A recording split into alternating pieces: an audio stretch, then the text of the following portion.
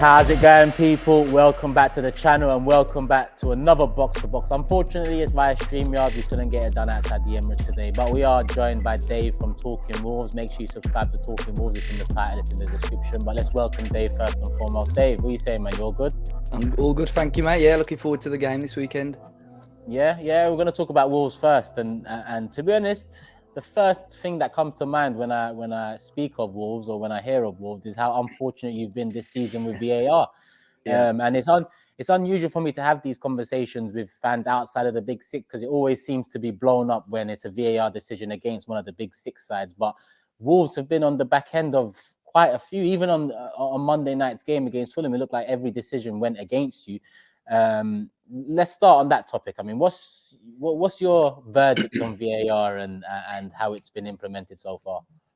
Yeah, it's been frustrating for Wolves. I mean, pretty much from the first game of the season when we played Manchester United, we should have had a penalty when Onana had sort of jumped into one of our players, and it's been sort of 4, 5, 6 instances now where we've been really unlucky and on the wrong end of the decisions, and obviously these decisions are change the games, but Wolves really could have got maybe 6 or 7 more points on the board. That's a lot. For a team of Wolves that could easily slide down the table quite quickly or could easily push for Europe as well. So it is frustrating. Look, I think the idea of VAR is okay, but at the moment it's just the people that are running it. A lot of these decisions, it's not really black or white whether what the decision is, and unfortunately I think they're not giving the referee enough opportunity. Look, sometimes I appreciate the referee can make the decision wrong on the pitch, but it's up to the guy at Stockley Park to make the right decision for him, and somehow they're still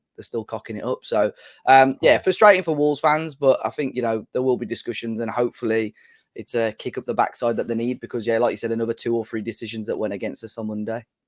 Well, hopefully. I mean, the questions keep piling up, but the answers don't seem to be coming through. But let's veer away from that, because it's a topic that a lot of people are bored of, but at the same time, it tends to come up every single week in at least one fixture in the Premier League. So hopefully it's not our fixture this Saturday. But talk to me about Wolves, because you just mentioned that, there's potential to slide down the table, and these points that you possibly could and should have won, despite VAR. A lot of people did predict Wolves to be there or thereabouts come the end of the season in terms of relegation, but you started the season quite well, in my opinion. I think you've been one of the surprise outfits, if I'm not mistaken. Yeah, definitely. I mean, if I had to describe the season, I would say it's okay. Could have been a lot worse, but could have also been better. I think when the situation with Lopetegui, he knew at the end of last season that there wasn't going to be much money to spend, and he sort of kicked up a fuss. It took him a long time to commit his future to Wolves, and at the start of pre-season says, right, let's work together and see what we can do. And then about 2 weeks before the season, he went to the sporting director and says, I'm not happy with how it's going. I want to go. So he gave Wolves a little bit of time to try and, work something out. We got Gary ONeal in on 4 days' notice before the first game of the season against Manchester United. And he's done really well. The United game, yes, we lost, but we're really encouraged with how well we played. And we picked up some great wins at home. We've been fantastic. We've beaten Man City, Spurs already at home, picked up points against Newcastle and Villa. But away from home, it's been a little bit frustrating. I mean, dropping points to Fulham, Sheffield United, Luton already away from home. So it's just trying to get that consistency and balance from home to away games. But, it's been okay. And ignoring the frustration with VAR, Wolves are about where Wolves fans are happy with at the moment, because, a lot of us did expect us to be in a bit of a relegation fight this season. Yeah, and getting in a manager on 4 days' notice ain't the easiest thing to do. Exactly. But Gary ONeal, unfortunate to lose his job towards the back end of last season. I mean, what have you made of him so far at Wolves? I think he's proved a lot of people wrong. Like you said, he lost his job at Bournemouth, and I think Wolves fans were looking at that and saying, obviously he did a great job. I think everyone would have put money on Bournemouth to go down when he took over last year. But then you're looking at the underlying numbers, like the possession and the goals and stuff, and people were looking into it quite a lot and thinking, right, this guy he's not right for Wolves. And to be fair, I think if you asked every Premier League fan who would you want to manage your Premier League club next, Gary ONeal, I don't think would have been the answer. So it was a little bit disappointing at the time, but he's proved a lot of people wrong. I think the way he speaks with the media has impressed a lot of people. the sort of squad harmony and the morale that seems to be at the club at the moment seems to be a lot better than what it was under previous regimes. So he's got a lot of fans on side, and I think if he can continue getting Wolves winning, especially at home, I think that'll just help him. And the main thing he's got us, is scoring goals. We've only failed to score in the opening game this season. We've scored in every other game, which Bruno Lage, Lopetegui, even Nuno in his last season really struggled to get a score in. So that's a big positive so far under Gary O'Neill. And what do you put down the contrast in performances and results home and away down to? I mean, at home, like you've said, big win over Man City. You've taken points off Newcastle and a win over Tottenham as well. Yeah. So there's been a fair few quality results for Wolves, but away from home, there has been some tight losses where you'd look at it and think quite unfortunate. Fulham being one of them. I think Man United 1-0 might have been one of them too. But what do you put it down to? Is it just the bedding in period for Gary O'Neill, making sure the home fixtures are more of a fortress before focusing on the away ones? I think the home thing, it came a lot from Lopetegui as well. When Lopetegui came in around this time last year, from January onwards, Molineux was a very difficult place to go. And I think we only lost a couple of games under Lopetegui at home. And sort of Gary O'Neill's continued that. But under Lopetegui, you guys smashed us at the Emirates. We lost 6-0 to Brighton as well away from home. So he couldn't really find that balance either. So I don't know. It's difficult. I think the home atmosphere is obviously a big one.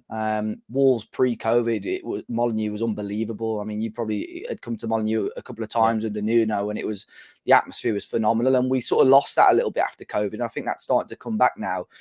But away from home, I really don't know. The level of performance is okay, but I think our last 3 or 4 away games, like I've said, are sort of Bournemouth, Luton, Sheffield United, Fulham.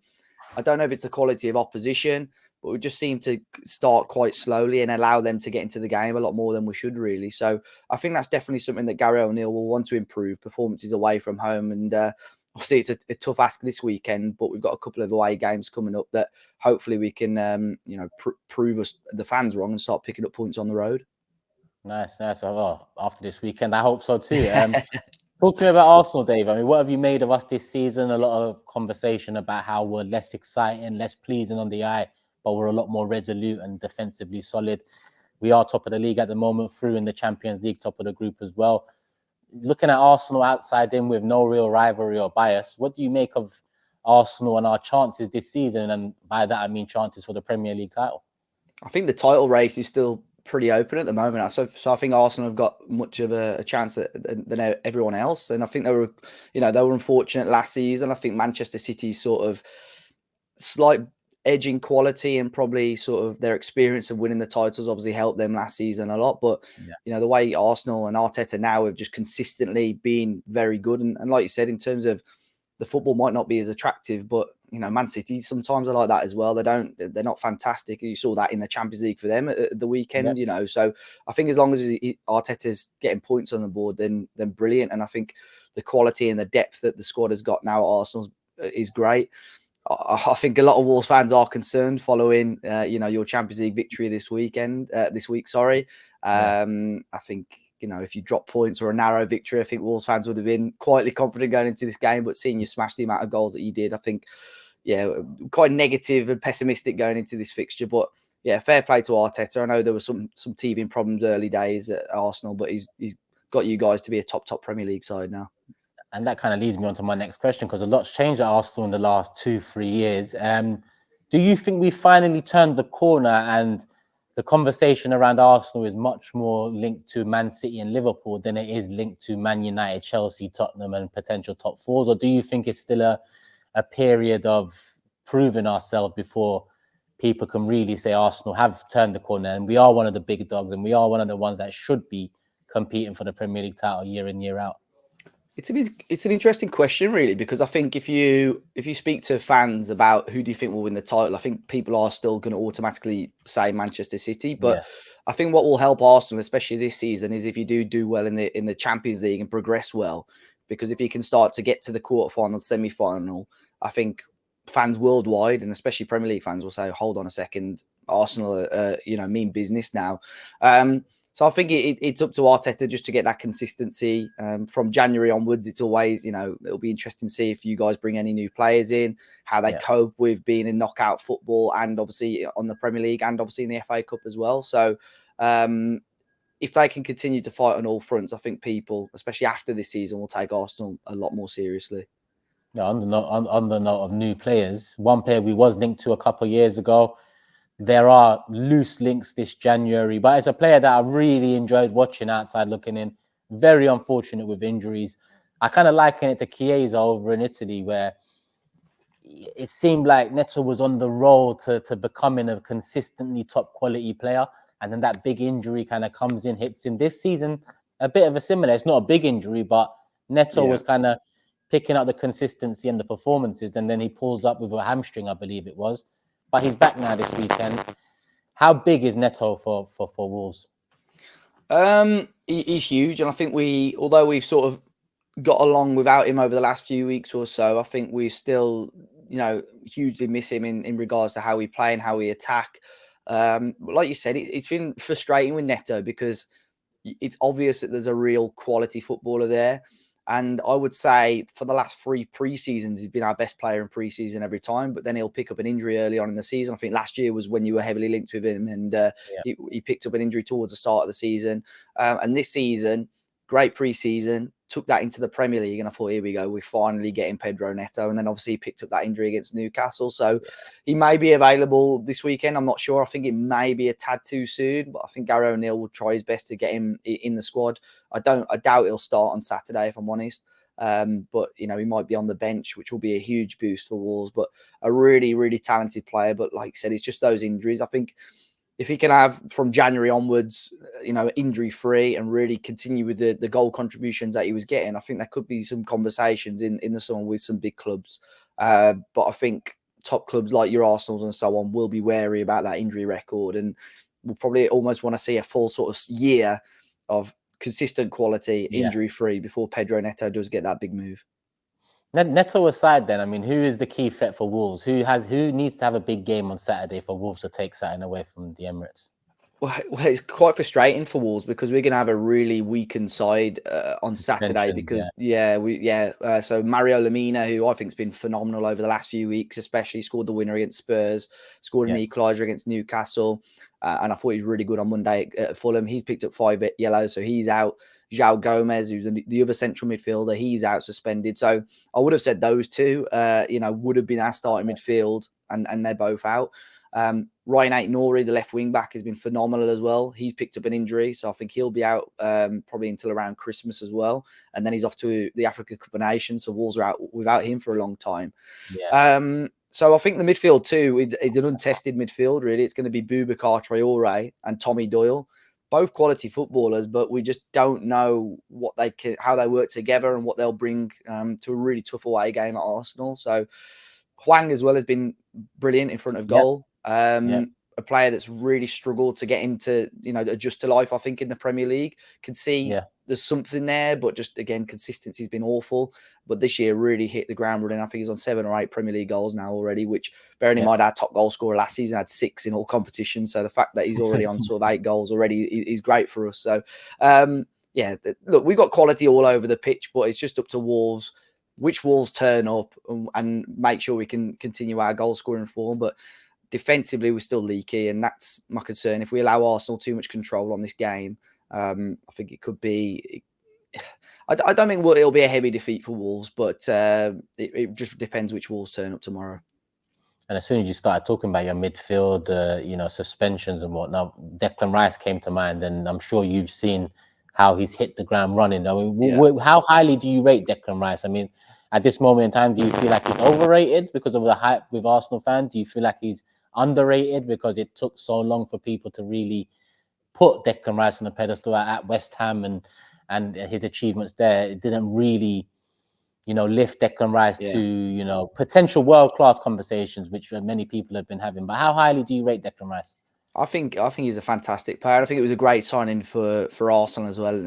As soon as you are competing with the big boys to try and get, that signing, I think it was a brilliant capture by Arsenal. And phenomenal player. You know, one of the first names on the team sheet for England, I would say now as well. And Yep. you know, every now and then getting himself on the score sheet for Arsenal. So I think a brilliant signing, and genuinely he could be in that Arsenal squad for years and years to come. So a really clever signing. I think he's a brilliant player. I don't think he's overrated. I think people talk about him and give him the respect he deserves, really. So brilliant player, and I think he'll be pivotal for Arsenal tomorrow as well, because I think that midfield battle will be interesting. It really depends on how that Wolves midfield step up. Are you an England fan then? Do you follow England to the tournaments? Not massively. I'm not a huge international fan, to be fair. But in terms of, I rate Declan Rice higher than, if you're playing a midfield 2 or midfield 3, I think Bellingham's got to be in there and Rice has got to be alongside 100%. Him. So, I think those two for sure. Okay, cool. And what about the main threat for Arsenal then? Is it Declan Rice? I mean, who, if you had to pick one player to keep quiet at Arsenal Football Club this Saturday, 3 p.m. Sorry, not, is it a 3 p.m.? Yeah, it's a 3 p.m. Yeah, it's 3 p.m. Rare. Who would that one player be? I mean, Saka, he's just coming off not a record breaking, but a record equaling Champions League game. He joins Benzema and Suarez, the only players to have a goal and assist in 3 consecutive Champions League games. Jesus, he's at 4-4 in the Champions League, returning from injury. Hopefully he keeps, his fitness up. Then you got Martinelli, Odegaard. I mean, a lot's been made of Havertz, and Havertz this is the game he's coming into on form for the first time in an Arsenal shirt. He's got 2 and 2, but then we've got Declan Rice too, who in midfield has won most Man of the Match awards. So, Dave, tell me the one player, if you can, to keep quiet. Yeah, I think all of those that you mentioned are scary players to come up against, really. So I think Saka, I think he's sort of, ever since he burst onto the scene, I'm a big Football Manager fan, and I remember seeing Saka and I thought, flipping, he looks good. I think the week after he started in the Champions League and and did his thing, and it's just carried on from there. So yeah, he's one player. I think, again, another fantastic player. Not rated highly enough, in my opinion, I think, by other football fans. Yeah. And again, probably does deserve more opportunities on that international level. But yeah, really, really good player. And I think he's just so tricky, but got so much quality, an end product as well. So I think it's going to be, that's the player that Wolves have got to really look out for. But like you said, Jesus I like a lot as well. Havertz, I think, gets a lot of unjust, criticism. I think he can be a good player, but he just needs to find that final touch and final finish as well. Well, fingers crossed. All right, let's move on to predictions, Dave, and wrap it up. Home team Arsenal, so I'll kick it off. I've said 3-1 most of the week, but I do think it has the potential to be a lot tougher, a lot tighter of a game. I'm going to stick with 3-1, but I do think it'll be a difficult game. I think it'll be one of those ones where it's 2-1 and then we just nick a goal and we kind of settle it. But it will be a difficult game. What about you, Dave? Yeah, I think I do feel Arsenal have got the edge, obviously, especially at home as well. So my head is probably saying 2 or 3-1 Arsenal. But my heart believes Wolves can nick something. I think both teams will score regardless, but I think my heart is saying a 1-1. But I do... realistically, I think Arsenal will edge it and probably take all 3 points. There you go, people. We've made our predictions. Let us know your prediction in the comment section below. Hit the like button. Let's get to 1,000 likes. And before we wrap it up, I told you, subscribe to Talking Wolves, but Dave can let you know a bit more. Is it just Talking Wolves you're on? Is the socials Talking Wolves too? What's your socials? I can put it in the description. Let them know. Yeah. So our socials are at Talking Wolves everywhere. So on YouTube, Twitter, Facebook, Instagram. On YouTube, we do preview shows, reactions, podcasts, and stuff like that. And my socials are at Dave As a Party on Instagram and Twitter. So yeah, thanks for having me on. Looking forward to the game. No worries, Dave, man. It's been a pleasure, and I'm sure, Wolves will be safe this season, so I'm sure we'll talk again. Fingers crossed. Well, later on this season and hopefully next season, because I do like Wolves. And Dave, thank you for your time, people. You heard it there, the socials from Dave, the channel's there in the title. Go show some love to Dave and Talking Wolves, and big up Matt as well, who came on Box to Box last season, who gave me the through ball to Dave. It's been a pleasure. Hit the like button. Let us know your predictions, lineups, all of your thoughts in the comment section below. And love for the love, people. We're out. Peace.